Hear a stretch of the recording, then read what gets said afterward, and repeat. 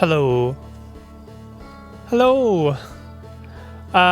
It's always exciting to start something new. I mentioned before I wanted to do a playthrough of Outer Wilds for the channel.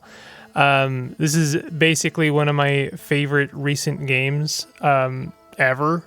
Like, probably, definitely it's on my top 10 list.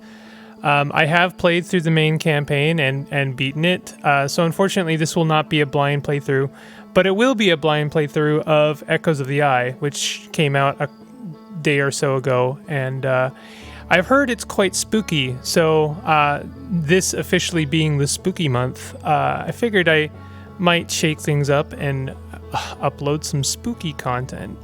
Outer Wilds is already kind of an eerie game. I'd say eerie, not spooky. It's not one of the Slender likes, you know. It's not a horror per se, but I've heard that Echoes of the Eye can get kind of horror.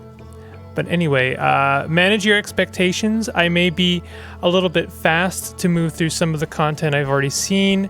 That being said, I will read everything, as best as I can. If this is your first experience of the Outer Wilds, I will try to do my best to, make it a good reflection of the game, and I hope that you enjoy this series. So, delete all progress? Sure. How do we do this? I'm deleting my game. That's a lot of memories I just deleted. Oh well. This is. I figured that would be a done deal. I'm surprised. I'm very surprised that a lot of games have kind of done away with the multiple slot feature of save games. Anyway, I don't know if we're gonna.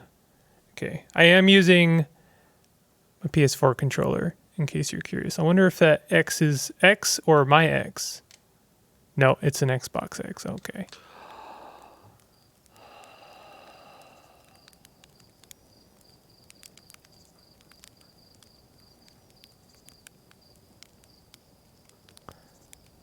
Okay, I was like, oh, is that something new? But no. There's going to be a lot of, is that new? Is that new? Probably it'll be very obvious when something is new. Also, I'm noticing my aspect ratio is like completely wrong here. Sorry about that. The last time I played this game, it was, I played it on a wider monitor. Here we go. I think this is correct. Apologies for the settings right out of the gate. I don't generally play first-person games with a controller, but this one is... there's not a lot of reflexive moving or dexterity stuff, so... Okay, we're going to talk to Slate here. There's our pilot, back from your pre-launch campout, under the stars, I see. So it's launch day, eh? Seems like only yesterday you joined the space program, and suddenly here you are, leaving on your first solo voyage. What do you say? Ready to get this beauty off the ground? It's all fueled up and ready to go. You're sure you fixed the retro rockets? That was only a problem one time, and then maybe a few times after that, but hey, no reason to dwell on the past, right? Anyway, you'll need to get the launch codes from Hornfels at the observatory before you can lift off. Just bring those here once you've said goodbye, or whatever. Okay. Oh, I forgot it's a hold and release. That's such an odd feature of this game. It's not just a jump, it's a hold and release.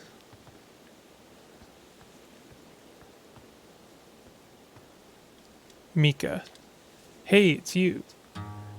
Slate said you're blasting off in the ship today. I'm really excited to see the launch. Might turn things down just a little bit. Aren't you going to go into space? Aren't you? You better not have changed your mind. Hey, I'm still going.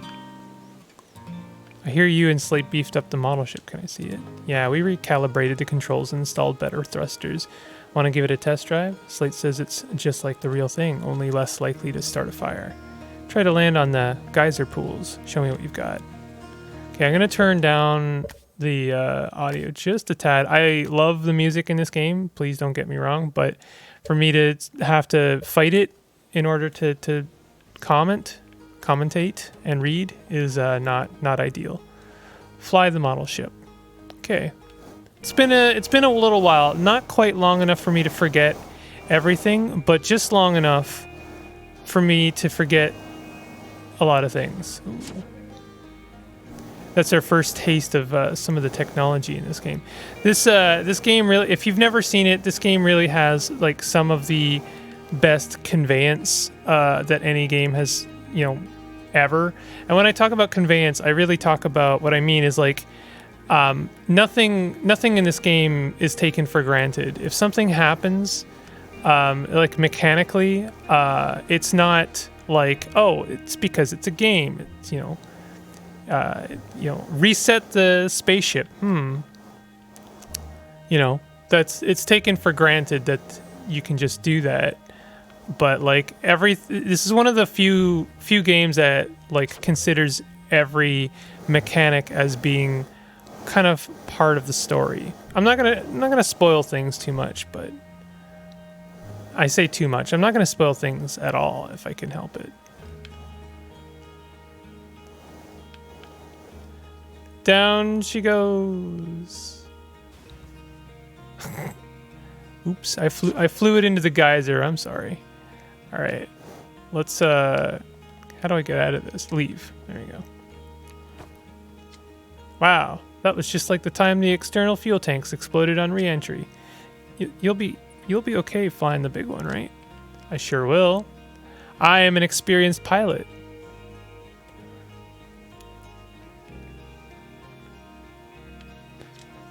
Hello, hatchling. I hear you're leaving us to seek adventures amongst the stars. When you return, let's you, me, and Gosan open up a bottle of the good stuff. I'm only seeking adventures amongst one star, actually. Other stars are far too far away. Good stuff is less delicious sap wine and more daunting digestive challenge. Caves of Cud, am I right? An iron stomach is the mark of a true Hearthian, my friend. Our hardy hunter-gatherer lifestyle stems from trial and error, by which I mean our ancestors survived eating a lot of bad things. The dialogue in this game is top-notch, and that's one of the reasons I'm going to try and read it all, because it really is excellent. The writing is just, like, amazing. You're actually blasting off in that thing, huh? They really don't explode as often anymore. I'm told my odds of survival are statistically quite high. Yeah, the space program's certainly come a long way. I should probably thank you for causing fewer flash fires than your predecessors. By the way, good luck with those retro rockets. Aha. I've heard. Use satellite camera. This projector is linked to our Sky Shutter satellite, which is currently orbiting Timber Hearth. The satellite is equipped with 2 onboard cameras. See if you can take a snapshot of our village. Forward snapshot. I am going to talk very briefly about something. One of my greatest regrets, I think, involving the Outer Wilds is I played the prototype. Which came out, the developer had basically put it out a good 5 years before they released the actual full launch of the Outer Wilds, or just Outer Wilds, I suppose. And it spoiled quite a lot for me. It was sort of like very much the skeleton, the bare bones of Outer Wilds, and it spoiled quite a few puzzles and stuff for me. A lot of the meat and potatoes. There's a lot when I, played this game.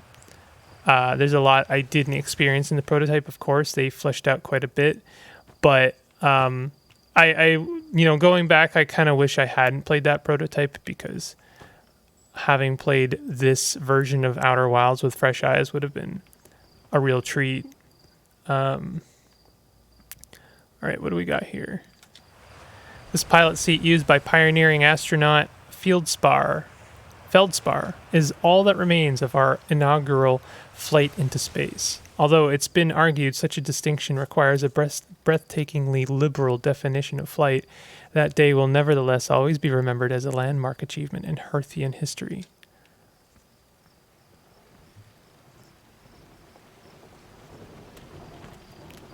Marl. So it's launch day, huh? Hal's gonna miss you. Speaking of launch day, I was thinking about it, and the platform those ships launch from is getting old. Isn't it about time you built a new, less flammable one? That big tree in the village would be perfect choice. I wouldn't mind helping out the space program. Just say the word. We all know you have it out for that tree. The launch pad is flammable? You didn't realize that? Don't worry, it's held up for all the launches so far.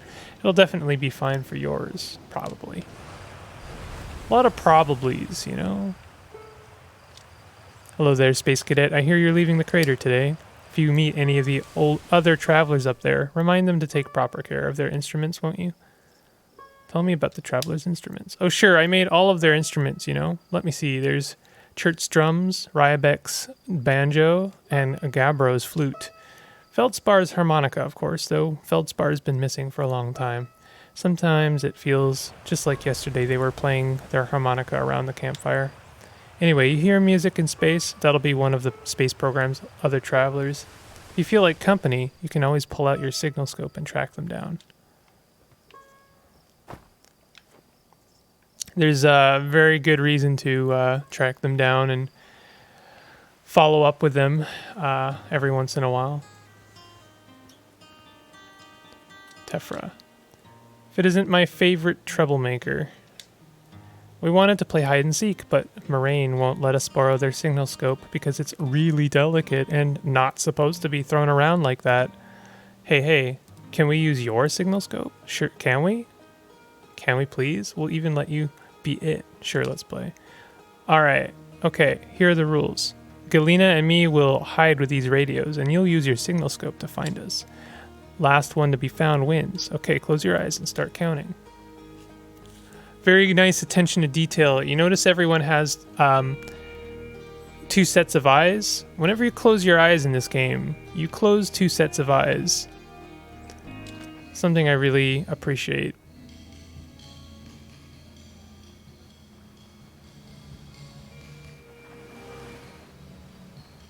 So this is our first use of the signal scope. Very important tool we will get to know and love. You found me, but my hiding spot was super good. Don't forget you have to find both of us, okay? Oh! I fell.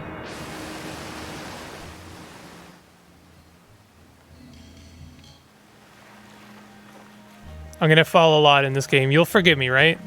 I know you will. Okay, I think I remember where the other one is.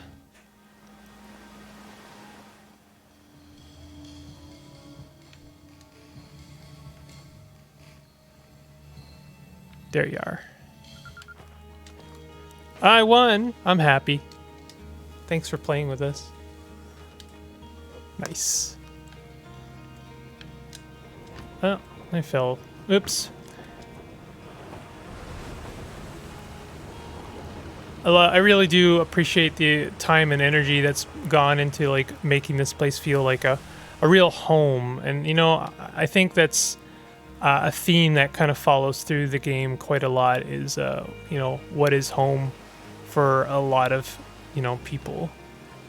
I think it's not so cut and dry as like what is your home, so much as like that feeling of coming back home after having been away is a kind of important. It's a an important feeling that the game draws attention to. So what do we got here? Danger. Inside this fence is a pocket of ghost matter, a strange and dangerous substance that's invisible to the naked eyes. The good news is that you can detect ghost matter with a camera.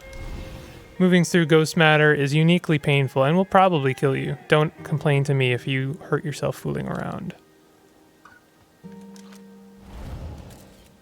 So that's that ghost matter. Ghost matter will be an ongoing hazard for us to avoid in our travels. Hi, astronaut. You know the patch of ghost matter inside this fence? Gosan said it used to be bigger when they were a hatchling, because ghost matter evaporates. It just takes a super long time to go away. I hope there's still ghost matter in the village when I'm grown up, Ghost matter is awesome. Shouldn't be throwing rocks in there. Ghost matter is dangerous. Obviously, that's what makes it so awesome. Jeez, I'm not dumb enough to touch it. Ugh, you're such a grown-up. Oh, I'm sorry. I didn't mean to be a grown-up. Gee whiz. Oh, hello, astronaut. This is good weather for your launch, right? That's lucky. What are you up to? I'm using my signal scope to pick up sounds from distant planets. It's set to the Outer Wilds Ventures frequency so it can pick up the traveler's music. Last night I heard Rybek's banjo coming from Brittle Hollow. I hope that means they're safe. I can hear different planets too. Depends on what time of day or night it is, since different planets are in the sky at different times. Signal scopes are cool. I've heard people refer to Outer Wilds as a walking simulator. I don't consider walking simulator to be a form of dissent or a dirty word anymore. Come say hi to your old flight coach before you launch. I've got 0G training set up if you want a refresher. And you know what? I kind of understand where that is coming from. If that's the case, I think that Outer Wilds is probably the best walking simulator. I mean, there's quite a lot of gameplay. Yeah, you do a lot of reading, and I kind of get it, but I don't know. It's pretty engaging for.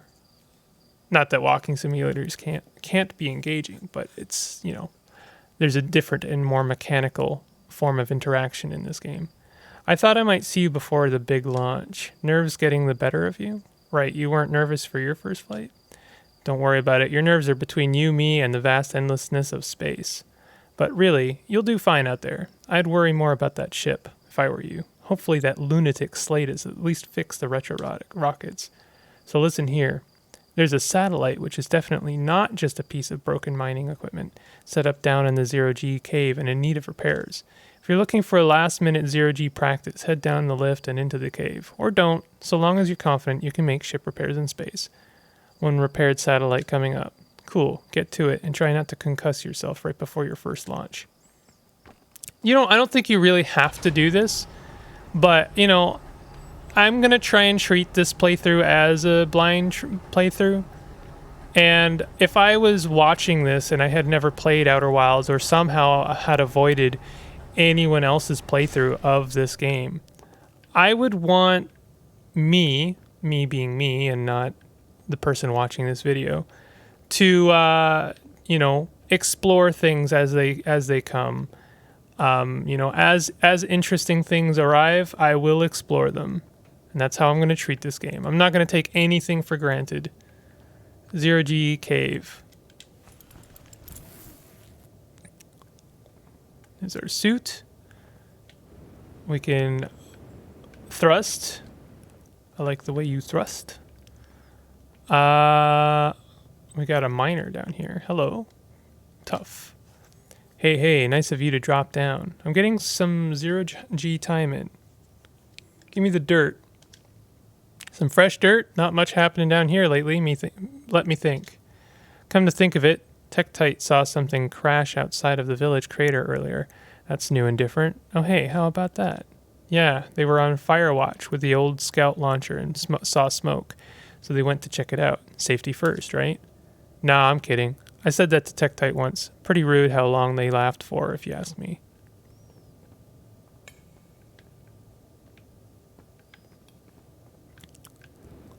So these are the 0G caves. I think what is interesting about the 0G caves, if I recall, is they aren't necessarily 0G for any special reason, other than the fact that they're close maybe to the core. I could be wrong about that.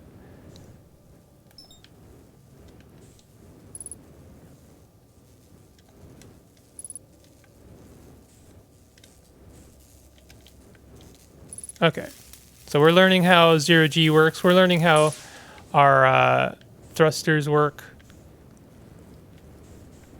We're trying not to move too quickly. We're also learning about lock-on. We can match velocity with the thing that we're locking on, and in this case, I guess that just means like, this thing is I think actually kind of moving, but not very quickly at all.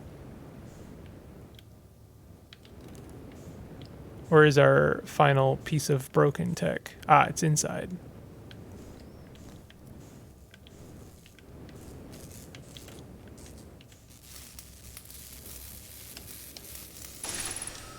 All right, training simulation complete. Not quite sure what that piece of technology is. We might find out later. I'm serious. I don't really remember what that is.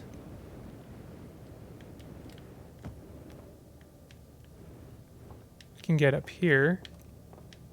Not sure what's up here.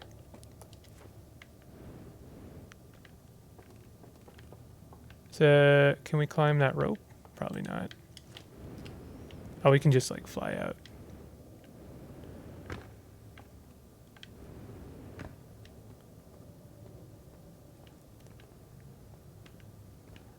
I feel like there are more zero-G caves, but we'll find them later.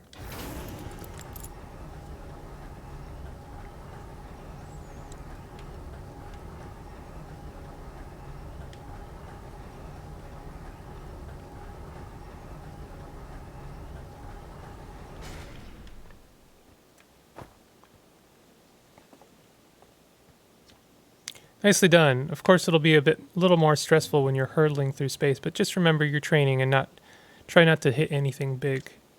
I can see you're itching to get off this rock, so go get the launch codes from the observatory and get out of here already. Best of luck out there, and hey, try to avoid getting yourself killed now that I've put so much time into training you, okay? I gotcha. Alright, we're headed to the observatory. The observatory is important. I will probably end this episode before we officially take off, and you can consider this the introduction to Outer Wilds. I'm not sure how to parse this series out, but I mean, you can let me know. I'll try and end things in a convenient way. I suppose the easiest way to end things is like, I won't say that actually. Outer Wilds Ventures founding members clockwise from top left: Hornsfell, Hornfells. I always say Hornsfell for some reason. Gosan, Slate, and Feldspar. There they are. There are them names. And then what's Esker? Esker is the fifth one. I don't think I noticed that the first time. Outer Wilds Ventures, Timberhearth's first and only space program, was founded to explore the farthest reaches of our solar system. Feldspar was the first Hearthian to be intentionally launched into space. They completed the first orbit around Timberhearth and later made the first of what would be many landings on our moon, the Adelrock. Hey, it's my favorite astronaut. Launch day at last, huh, buddy? It's the translator tool's inaugural flight too. I'm so excited it's making me nauseous. You just think you'll be able to translate any Nomai text you want, anywhere you are. The two of us put a lot of hours into inventing that tool, so don't break it, okay? Haha. Oh geez, do not break it. Ignore me, okay? I'm just nervous, and I'm not even the one going into space. How are you feeling? I'm terrified. Oh, don't let me make you nervous. You've been training for this day since we were hatchlings, remember? You'll do great, I promise. What's the dirt? You here to see the Nomai statue? New statue? You haven't heard? Gabbro brought it back with him from Giant's Deep, and Hornfels just finished prepping it for display. This is it right here. Neat, huh? Makes me wish we could see what a real live Nomai looks like, but I guess this is as close as we'll ever get. Check it out. Looks like they had fur. Fur is weird. This is the first fully intact statue ever found, and for how old it is, it's in great shape. Ah, geez. Got a little carried away there. Go on and have a ship to launch. Take care of yourself out there, you hear? So this comes from Giant Steep. That'll become relevant later. This remarkably intact statue was carved by the Nomai, an ancient species who's dwelled in our solar system thousands of years ago. The statue provides us with our most detailed look yet at the Nomai, who appear to have been covered with a layer of fur. Note the decorative jewelry that has been carved as part of the antlers. Although their artifacts and structures have been found on almost every planet in the solar system, we still have no idea where this species came from or what happened to them.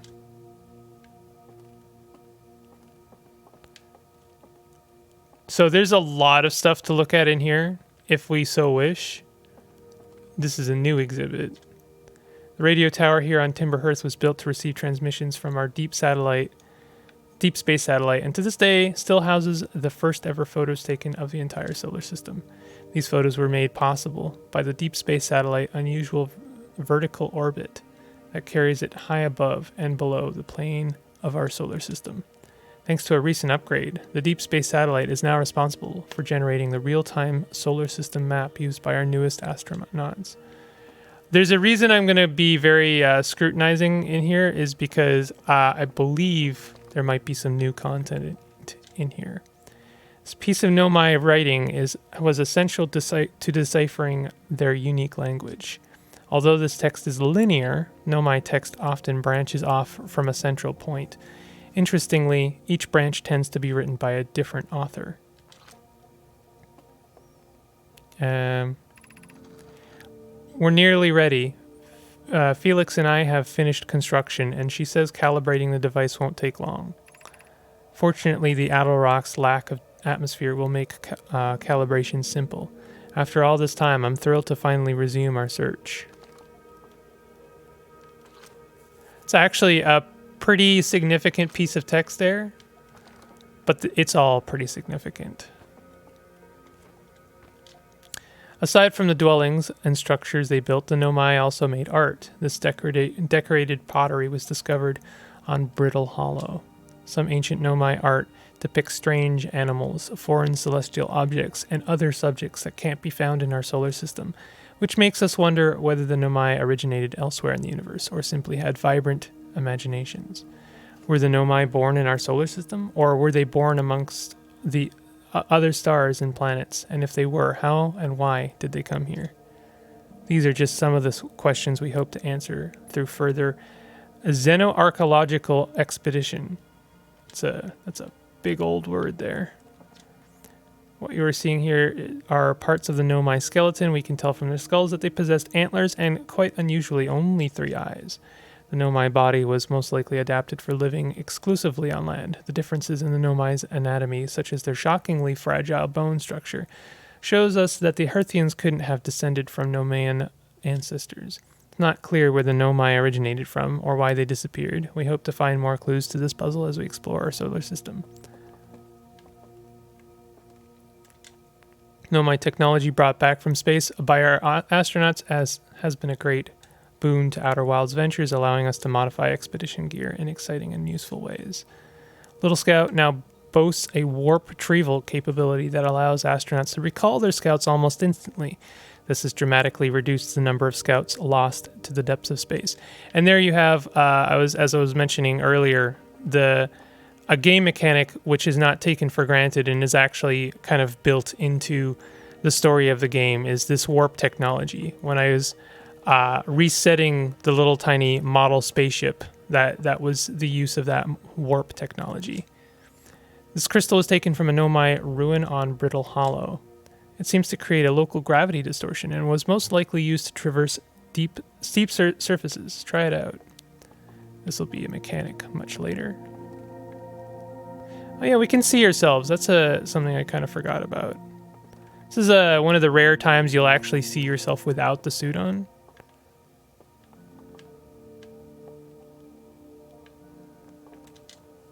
This crystal, oh. Yeah, read it. If a star is massive enough, it will continue to fuse carbon into even heavier elements like iron. Ultimately, the star will collapse under its own gravity and then explode in a violent event called a supernova. Based on Chert's observations, this will one day be the fate of our own sun. At the star's core contracts, it gets hotter. As the star's core contracts, it gets hotter causing the outer layers to expand. The star has become a red giant. When the core is hot enough, it starts to fuse helium into carbon.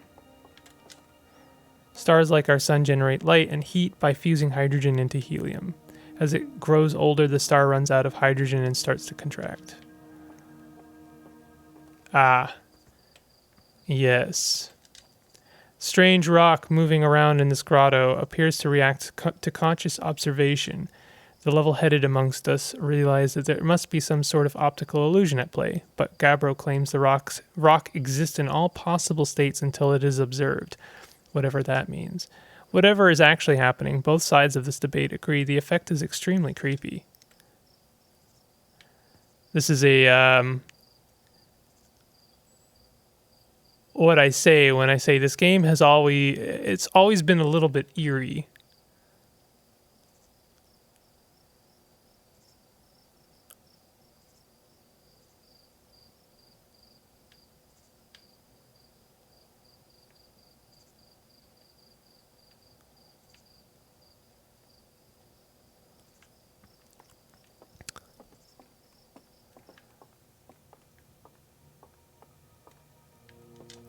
Watch closely, these balls move on their own. The ground is perfectly level, so what do you think causes this spooky motion? The answer is the moon. As it orbits around our planet, the outer rock's gravity pulls on objects from different directions. In fact, it's pulling on you right now. Interesting. I do appreciate this game's fascination, obsession, enthusiasm for space exploration. Something I crave more from games, honestly, and from, us. Hornfels observations. This is incredible. At first, I thought the points of light in this image were stars, but they're not. They're galaxies. And this image covers just a tiny patch of the whole sky, which means the universe contains at least 1,000 times more galaxies than we previously imagined. I think I need to sit down. This is odd. According to my redshift calculations, every single galaxy in this image is moving away from us. In fact, the farther away a galaxy is, the faster it appears to be moving. It's almost as if the entire universe is expanding. If that's true, was everything closer together in the past? And how far back can we extrapolate? Did the universe have a beginning? We're almost done here with the museum. Oh.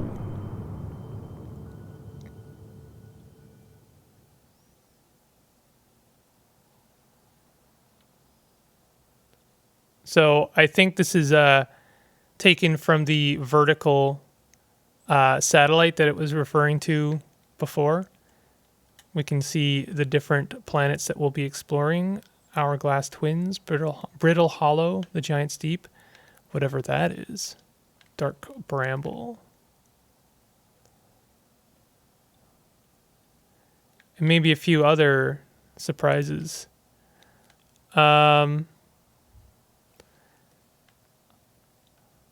Oh, there's the satellite, the vertical moving satellite that tracks the whole solar system. I am wondering where the new content is, but, we'll get there. I'm in no rush. There you are. I just finished pre-flight observations, and local conditions are good. Time to get our newest astronaut off the ground. And you'll be our first astronaut ever equipped with the Nomai translator tool. I confess I've been giddy all day just thinking about it. We're better equipped than ever to unravel the mysteries of the Nomai. You and Hal should be very proud of your work. Tell me, what's your plan once you're in space? I want to go somewhere no one's gone before. I like it. You'll have plenty of options to choose from. No one's ever landed on the Interloper before. Perhaps you'll be the first. I must say, should you choose to go to Dark Bramble, be very careful. No one's explored there before either. For what you'll find are excellent reasons. Well then, looks like all that's left is to send you off. All in all, it's a fine day for a launch. I'm ready to die in space. I'm not wanting for superstition, but isn't that kind of unlucky to say before a launch? At any rate, here are the launch codes. Try not to worry too much. Our ships are every bit as safe as Slate could be persuaded to make them. Best of luck out there. Let me know if I can help you with anything. There's our launch codes, a little bit of Morse code. Can I look through this thing? Why is it so tall? Am I just that short?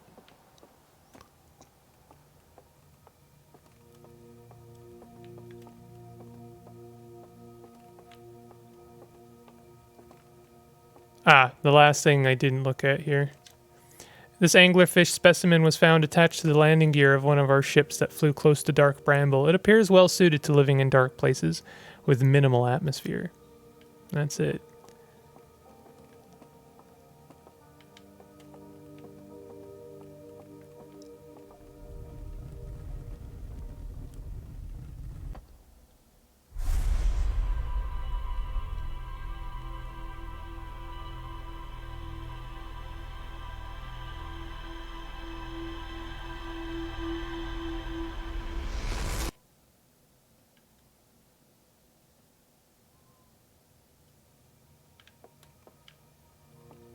Where's our friend?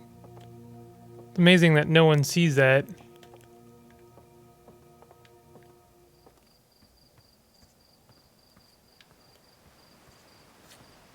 So hey, did you get a good look at the Nomai statue?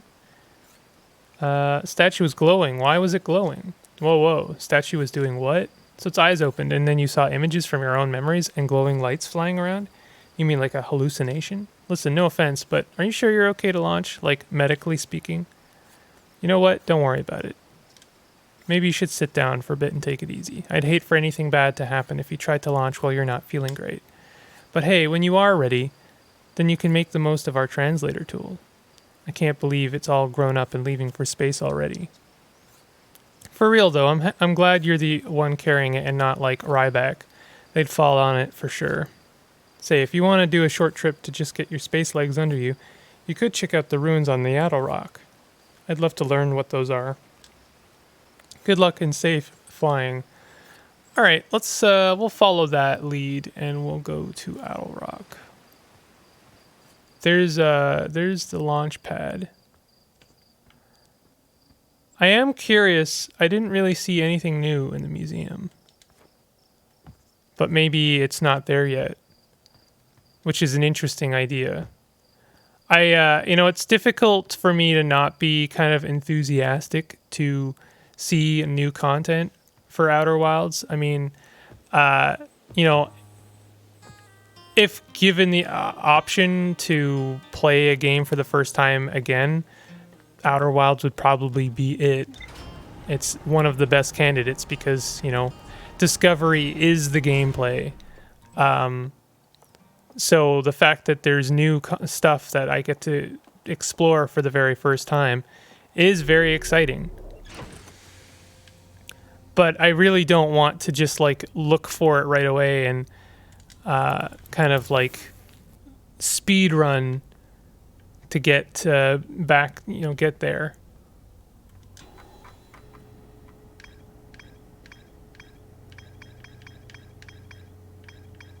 So they wanted me to go to the ruins on Yaddle Rock. We can do that. There's just to be clear, there's no correct way to play this game. Like they told me, hey, maybe you could go to Yaddle Rock. You know what? Sure. That's fine. That's as good as any place to start. But I've played this game, I wouldn't say I've played this game a lot of different ways because, no, I've only played it the one way, and that is my way. But there is no incorrect place to start. It's one of the it's the real magic trick that this game has.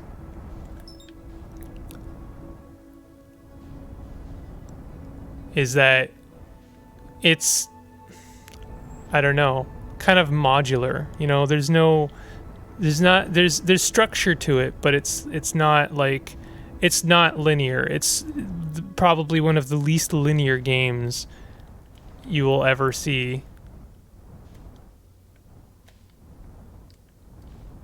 Okay, so where do we want to explore?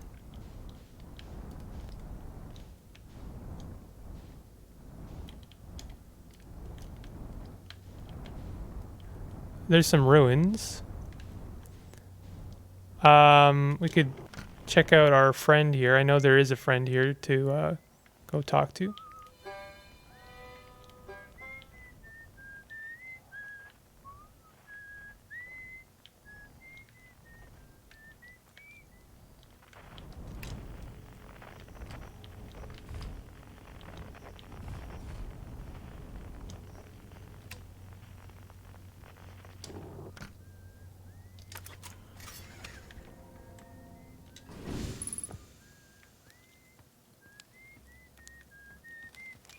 It's Esker.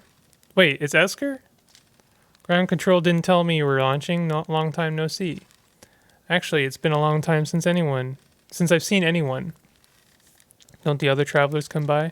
The lunar outpost saw more traffic back when our ships were less sophisticated and needed more frequent repairs. Nowadays, it's mostly used to keep a set of eyes on things. Sometimes Chert comes by to say hi, but Gabbro is Gabbro, and you know how Rybeck feels about unnecessary spaceflight.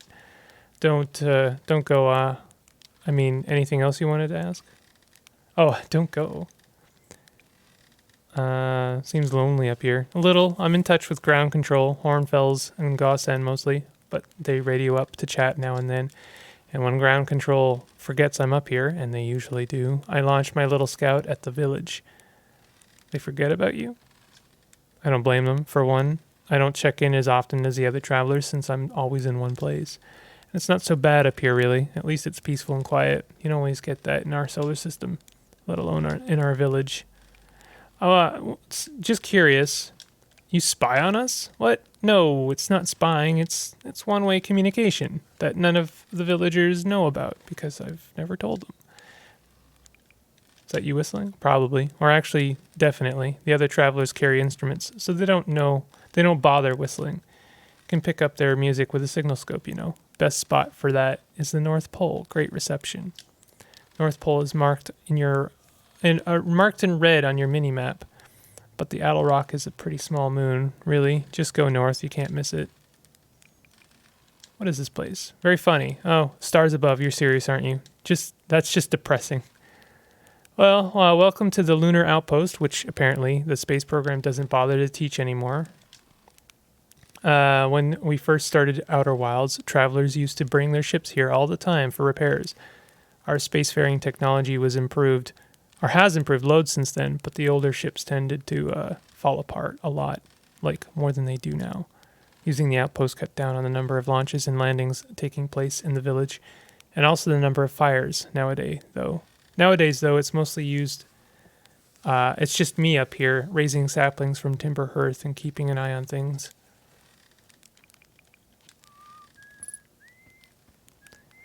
Can roast a marshmallow.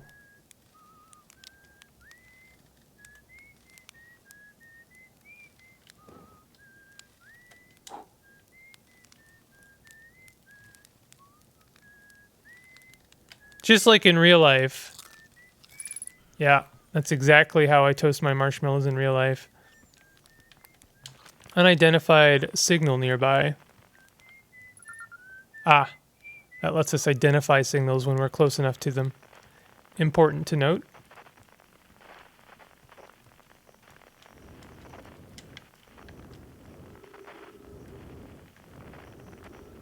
So now, I believe that the little bit of trees that Esker has planted actually creates a little bit of an atmosphere there, so you can breathe there. But out here, we use up our oxygen. So we've got someone with an instrument over there, probably one of the other explorers. This is, I think, the South Pole.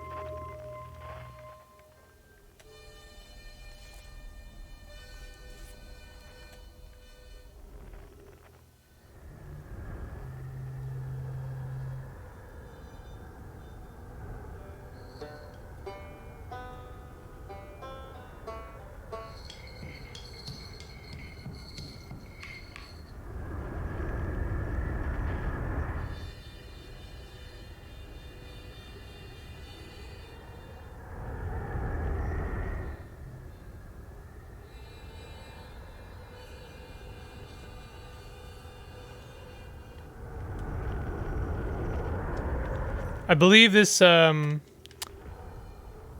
shows us where each of the planets are. This is going to show us where the sun is. There it is. So this is all of our planets. This, you know, the sun. This is Giant Steep, I believe. Timber Hearth. And that's about it. And then we have this mysterious symbol, which we will find out more about.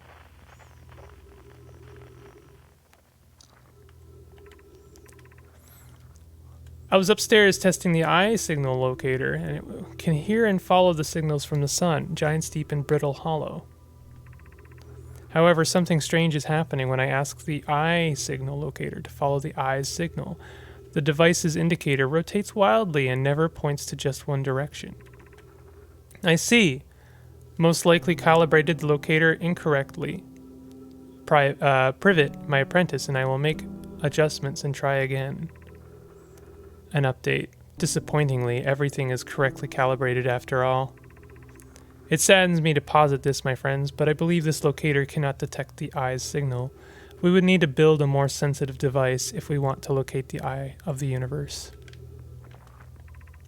This is a curious result. It's possible the eye has stopped calling out its signal. So, the eye of the universe.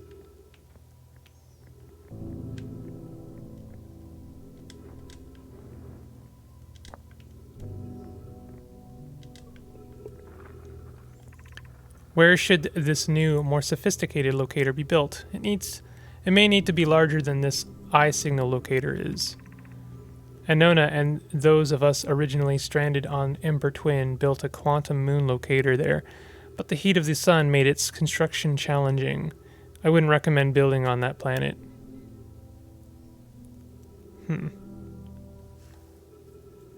Quantum moon locator on Ember Twin.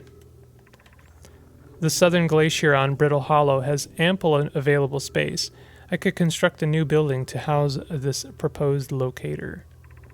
Yes, let's build there. I imagine our young friend Kanoi would enjoy that immensely. He's always held a great interest in the eye, especially for a child born so young, long after the crash. I will begin construction on Brittle Hollow's south pole immediately then. New building, a better locator. Signal eye signal locator on Brittle Hollow.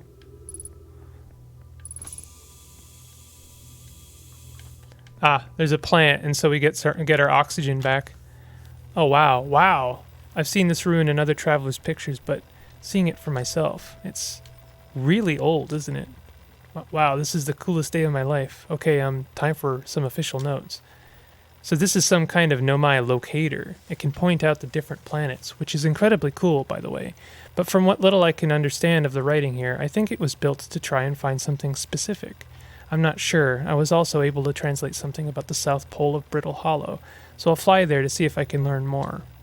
Yep, just gotta get back in the old ship and take off. Totally safe, mostly safe. Oh, stars above. Oh, we have one more bit of thing. Then we will build it. Don't lose hope, Cassava. Our search for the eye is what brought our clan to this place. We won't give up so easily. And just like that, we already have an answer to one of our questions. Why did the Nomai come to the solar system? Did they originate here? I mean, I think the answer is obviously no. So why did they come here? They came here to find this. And as they mentioned in their logs, in their texts, this locator can't seem to find the eye of the universe. It just kind of wildly looks for it, searches.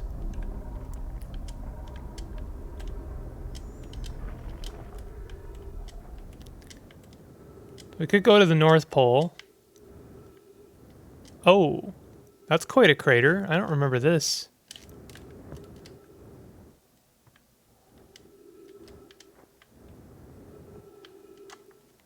Chert's research notes. Property of chert. This is an old crater. The neat thing here is that the composition of the samples I took from the impact site matches the composition of the ice on the outskirts of Dark Bramble. I'd posit the Adel rock was hit with a piece of the planet that used to be where Dark Bramble now lies. Was hit with a piece of the planet that used to be where Dark Bramble now lies. To follow up on, maybe there are more fragments of the old planet Dark Bramble destroyed on other astral bodies in the solar system?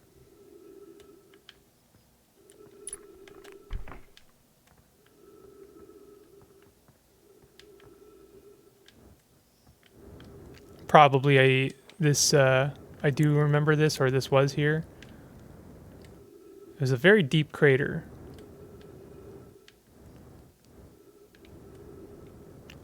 Is that our North Pole?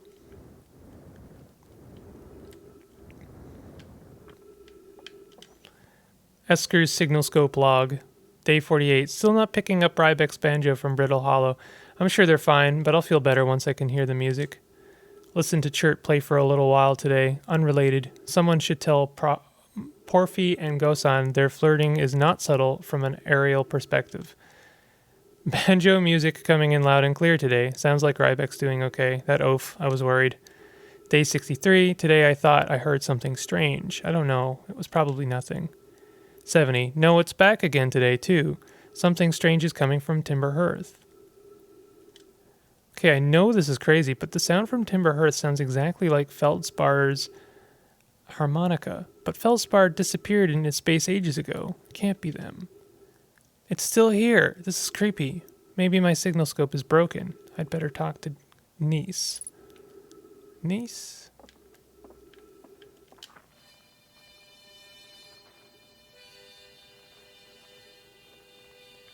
That's the harmonica for sure.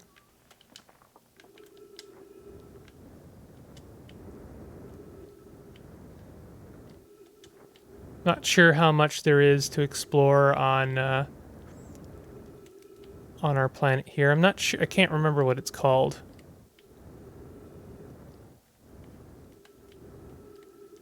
Now, there's our ruins.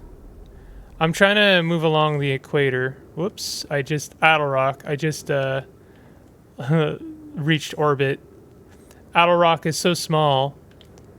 And the gravity is so tiny. I don't know. So weak that you can leave its orbit with just your suit's jetpack. I'm gonna do one more flyby just to see if I missed anything.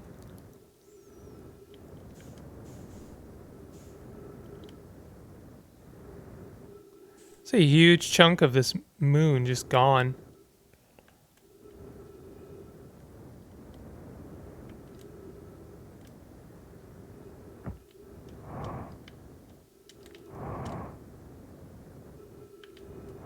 I forgot about our booster.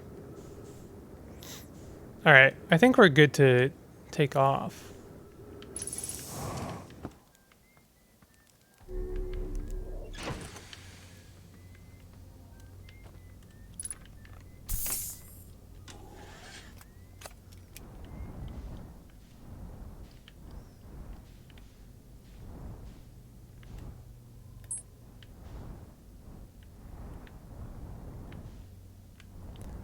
Well, goodbye, Adelrock.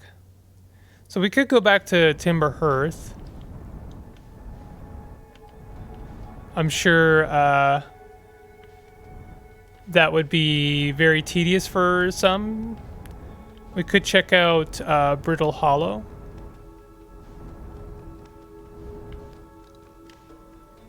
Could check out Giant's Deep. What's that? That's the Interloper. Oh, that's the Comet.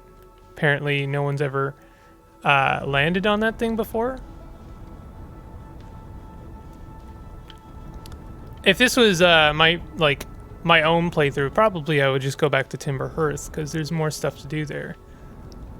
But I know from a perspective of a blind playthrough, where would I go?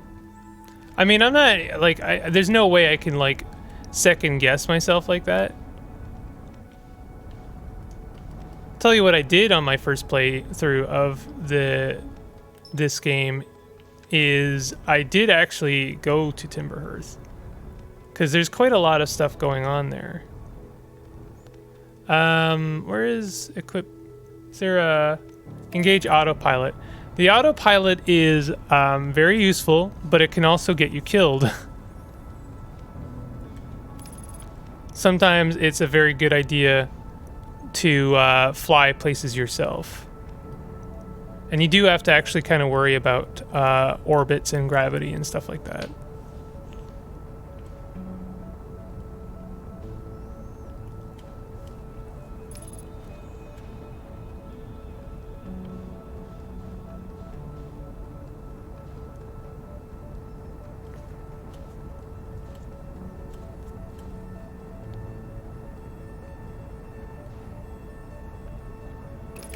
There's quite a lot actually to explore on Timberhearth, like this for instance.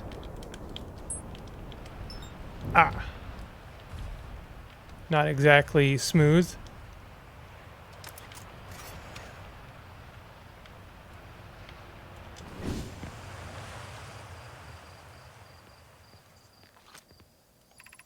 Mining site 2B.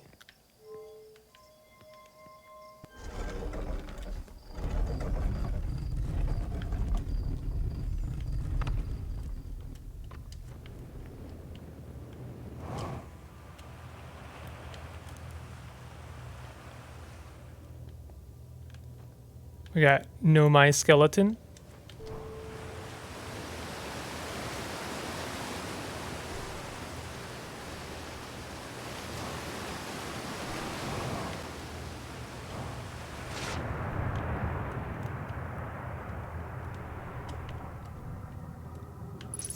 Can't really remember what's down here. Well, I know that this is a mining, you know, this is a mine.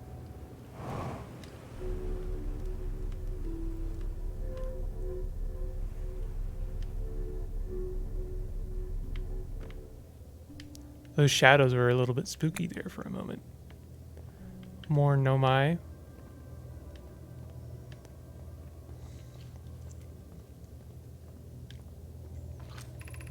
I'm still amazed by how much ore the Ash Twin project requires.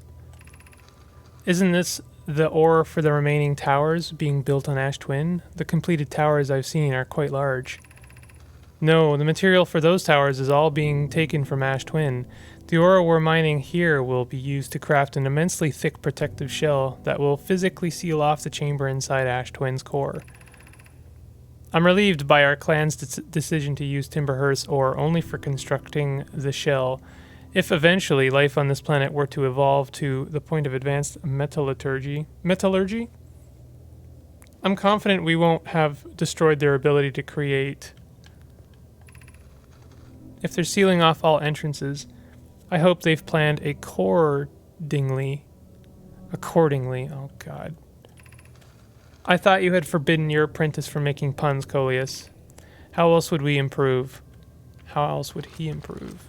I can, like, take this scroll out. Leave it on the ground.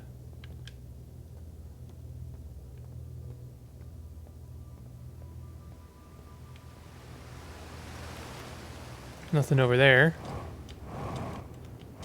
You can get quite a lot of, speed going if you get used to your jetpack. Ooh. Pick up Ash Twin's projection stone.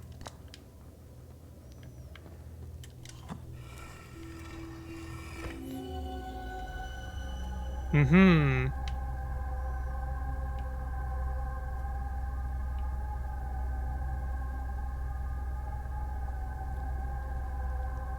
I don't remember what these faces signify.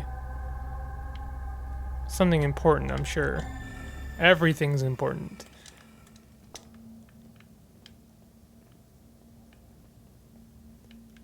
Oh, can I put that here?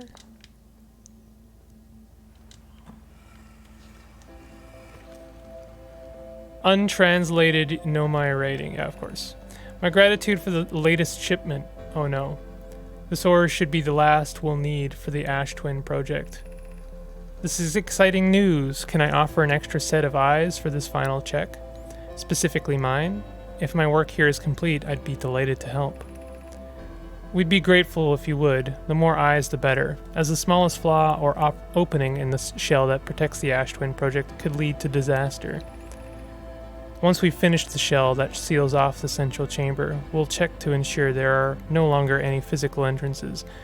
Raimi and I will be checking the interior and then the exterior for cracks.